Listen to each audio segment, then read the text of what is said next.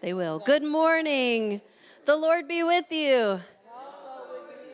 We're so glad to see you here and to welcome Reverend Bernie Johnson to be leading and facilitating today. I don't want to take any more of her time, so I'm going to hand things over. The one thing I would say is I'm going to be clearing away communion for just a minute, but carry on. All of our communion stewards are out or sick today, so... So we have 3 of them, and then they all just did it. So anyway, it worked out fine, but I'm doing double duty. So. Okay, you're excused. Thank you. I'm here. All right, good morning, everyone. Good morning. This is our 5th session on finding your treasure. We're going to get started with a word of prayer. Oh, beautiful and generous God, we thank you for giving us this time together to read and reflect on Jesus' teachings. May your Spirit help us treasure his words so that we may grow richer in faith toward you and in love towards others. Amen. 3 words: wealth, treasure, stuff. Wealth, treasure, stuff. Is there a word or a phrase that comes to mind when you hear those 3 words? Any of them? Wealth, treasure, stuff. A word or a phrase?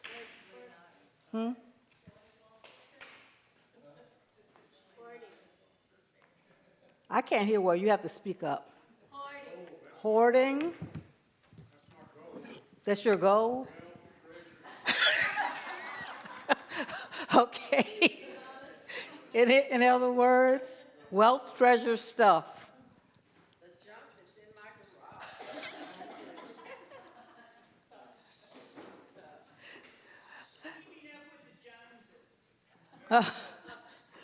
garage. Now, if you were at 8:30 service, you know this lesson kind of covers a lot of territory. So we're not going to cover each one, but we're going to cover some of those, the key points. We're going to start with treasure.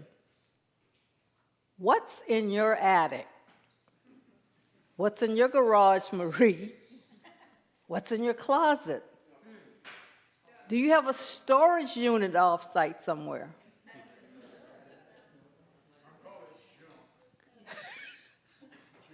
Just junk? Yeah, why do you have it? Might need it? One day. We needed it one day, and now we don't need it anymore. Why don't we let it go? Well, we think our children are going to want it. Which, yeah. Have you heard of something called Swedish death cleaning? That's my latest thing. It's like when you get in your 50s, you start getting rid of all your stuff so that nobody has to take care of it after you're dead, so you start getting rid of it. You had your hand up, Angelina? Oh, yeah, for the other question, I was just going to say, like, some of it has sentimental value. Yes. Yeah. That sounds more like the treasure stuff than some of the other junk we have. Yes, ma'am. If it's sentimental, but I don't think If it's sentimental, but I don't think my daughters are going to want to deal with it when I'm gone, I take a picture of it and then I give it away. Uh-huh. Yeah. Too lazy. And our kids aren't going to want it anyway, so I'm afraid So that's kind of a practical application for what we're going to talk about today, but wealth, treasure stuff. Let's see what Jesus says. Stop collecting treasures for your own benefit on earth, where moth and rust eat them, and where thieves break in and steal them. Instead, collect treasures for yourselves in heaven, where moth and rust don't eat them, and where thieves don't break in and steal them. Where your treasure is, there your heart will be also. So Jesus is telling us that our stuff can be destroyed by human hands, by natural forces. Stuff can be stolen. Banks can fail, folks. Stuff can be ruined by termites, by rust and rot. Our stuff cannot protect us. Our stuff cannot save us. And ultimately, we cannot protect our stuff. We enter this world alone. We leave this world alone. We can't take our stuff with us. So why do we have that stuff? But as we're on our way to the exit door, we need stuff. We need shelter. We need transportation for long trips. We need clothing. What other stuff do we need? What kind of stuff do we need? Bill? Stuff for your kitchen to cook with. Yeah, I kind of need that. Although you can eat raw food too, yes? Joyce? You- Okay. You need sewing stuff, okay? Any other needs? I need flower stuff. You need, you need your flowers? Any needs? Social interaction. Okay, but that's not stuff though. Those are relationships. So we need that though. It's very important, yeah. But do you need any of that stuff that's in your attic? In your garage, in your closet, in that storage unit? Yep, Joyce? I want to share, for my 80th birthday, I had my family come in and clean out my attic. Whoa! I asked for. Now that's a great idea. When you have a milestone birthday, have your family come out and clean out your stuff. If it's in good shape, I wouldn't have any problem keeping it. Depends on what it is. I'd have to look at it. You have to look at it? Mm-hmm. But probably that stuff in that attic we haven't seen and when. Okay. I will confess that not now, but in the past I have moved boxes from place to place unopened. Once I packed them and sealed them, they remained sealed, and they went from one place to the next place, still sealed. So, I guess the rot got to them. But with our stuff, though, we know there's some stuff that we actually need, but we have to be mindful of our stuff because we are acquisitive by nature. Stuff draws us in. Okay, I confess, I have an Amazon delivery day. I do. And I'm trying sometimes to say, okay, I don't need anything this week. So I don't have anything set for delivery this week. So I'm trying to get better.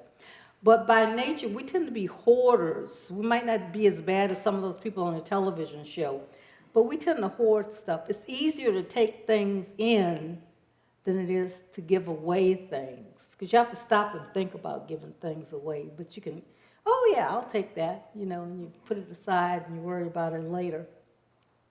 And then those people who know poverty and hunger, they might be more inclined to keep.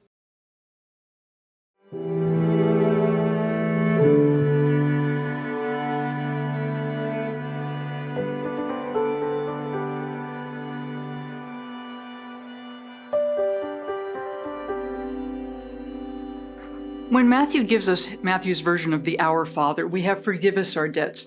So it would not be surprising that the rest of the Sermon on the Mount also had some other economic references.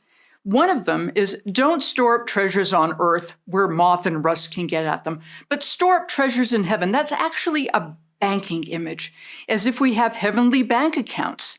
And in fact, we do. When we act as God would have us act, we are storing up treasures in heaven. Ancient Judaism suggested that to put coins into the hand of the poor is to offer a sacrifice on the altar. And in times when there was no temple, this was a way of dealing with that lack of sacrifice. So you give what you have to somebody else who needs, and that's in fact how you store up treasures in heaven. Don't store them up on earth where moth and rust can get at them. You don't need the second home. You don't need the extra car, because somebody else may need just a shelter over his or her head. Somebody else may need transportation to work. Storing up treasures in heaven is not to rack up credits. It's not what my Protestant friends think of as works righteousness. You're not earning a place in the kingdom of heaven. Rather, you are investing in good stewardship, and everybody can appreciate that. It may seem odd to think about fasting as a way of finding one's treasure, because fasting is a sense of denial of the pleasures of the body. But only when we're lacking those treasures, only when we deny ourselves, do we actually come better to appreciate what it means to have. If we don't eat, if we let our bodies go 6 hours, 12 hours on Yom Kippur in Judaism, the Day of Atonement, 25 hours without eating, then we truly appreciate that first bite of bread or that first sip of juice that we have. So fasting from ancient times on has been a spiritual discipline. So you deny the body in order to pay attention to other aspects of your life, in order to allow you to recognize what it means to go without, and then have greater empathy for those people who lack food sustainability. The point is not, however, to bring yourself to a position of ill health. And the point is certainly not to encourage eating disorders such as anorexia. We don't fast to the point of starvation. Fasting is always temporary. Fasting works as a spiritual discipline. But when fasting becomes an obsession, when fasting becomes a disease or a danger, then we need to step in. I very much appreciate comments about fasting, whether they're in the Scriptures of Israel, my own Bible, or whether they're in the New Testament, because it gives us the opportunity both to speak about food sustainability and also to speak about eating disorders. The texts are there for a reason. Fasting is there for a reason. Use them wisely. Don't abuse them. Every once in a while when I read the Gospels and I listen to the words of Jesus, there's a part of me that wants to respond, "Really, Jesus? Don't worry? Are you kidding?" But he has a point. Consider the lilies of the field. And at that point, I've stopped worrying because I'm now considering those lilies. How gorgeous they are. What a wonderful smell. King Solomon, arrayed in all his glory, wasn't as spectacular as that flower. But today that flower is fresh and wonderful. Tomorrow it will have faded. It will be dead. Consider the lilies of the field. Take time to pay attention to what you have. Take time to think about all the beauties of the world. You have enough cares for the day. It's enough. Take the time, the modern idiom, take the time to smell the flowers. It actually makes some sense, because if you just take that little bit of time for a moment, the worry will go away. And if you live in community, if you live out the rest of the Sermon on the Mount, if you live out the Scriptures of Israel, if you live the way God intended, you actually not have to worry about things like food or clothing, because your community will provide if you don't have. Whenever we interpret a text, we have to determine what's to be taken literally and what's to be taken as a sort of hyperbolic statement. And we also have to figure out what words mean. When Jesus says, "Don't judge lest you be judged," Jesus is not saying, "Therefore shut down all the courts of justice."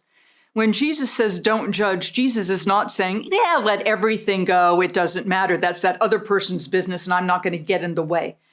We have to judge because we have to determine what's right and what's wrong. We can't have justice unless we have some form of judgment to tell us what's right and what's wrong. When Jesus says don't judge, Jesus is basically saying don't be judgmental. Don't judge other people by a standard that you would not apply to yourselves, and recognize it's much easier to condemn somebody else than it is to condemn yourself. That's why he says, stop worrying about taking the splinter out of your neighbor's eye. Get the log out of your own eye first. Do that, and you won't be judgmental. Do that, and you won't be judging according to the wrong standards. One way of thinking about judging, or this idea of measure for measure, or taking the log out of your own eye, this hit home to me in a profound manner at Riverbend Maximum Security Institute, where I've been teaching for close to 2 decades. In going over this idea of judging, in going over concerns about the unforgivable sin, one of my insider students said, "Heaven forbid that you would be judged your entire life by the worst thing that you've ever done. A one-time something major mistake. because for most of the inmates, the insider students at Riverbend, that's how people will think about them. One action as opposed to a lifetime of other types of action. So when we think about not judging, both judging others and indeed judging ourselves, we should not judge ourselves by the worst of our nature or the worst thing we've ever done. We should judge ourselves in a balanced way and hope that we can tip the scales of the balance so that when we look back, perhaps even with a tinge of thanking God, we have been able to stay on that narrow path so that we can be judged and remembered by the good that we have done, not by the worst that we have done. Jesus says, don't worry. I worry. I was born a worrier. My mother worried. Her mother worried. Back to Mount Sinai, the women in my family have worried. And you know what? There's nothing you can do about it. So I worry. And then I think about Jesus saying, don't worry. And I laugh a little bit. Sometimes I just smile. And I think, yeah, that's probably good. Then I go back to worrying. Does it get me anywhere? No. So what substitutes do we have for worrying? Prayer helps. And prayer can be a form of worrying, in fact. Or making a phone call, or doing something else, because worry doesn't get you anywhere. Jesus was right. It's easier to say stop worrying than it is to stop worrying, but he was right nevertheless. I fear today that judging has become a form of entertainment with various cop shows or Judge Judy or Judge whoever it is, and we watch people who are at odds with each other fight it out, and they do it for public entertainment. And then some judge comes in and finds for this side or for that side. I don't think that's what Jesus had in mind, and I don't think that's a fair way of understanding judging. How much better would it have been if instead of having people stand at one side and the other and argue against each other and let some external person judge between them, what would it mean to put on television acts of mediation? That would be a form of peacemaking. That would be a form of being meek. That would be a form of being pure in heart. It might not be entertaining, but it's the right thing to do. When justice becomes a travesty or a laugh, or when justice is only for some and not for others, and when judging becomes a form of entertainment so that we enjoy seeing people fighting it out in the courtroom, perhaps we might remember what Jesus said on the Sermon on the Mount. Make friends with your enemy before you go to court. That's the wiser way of proceeding.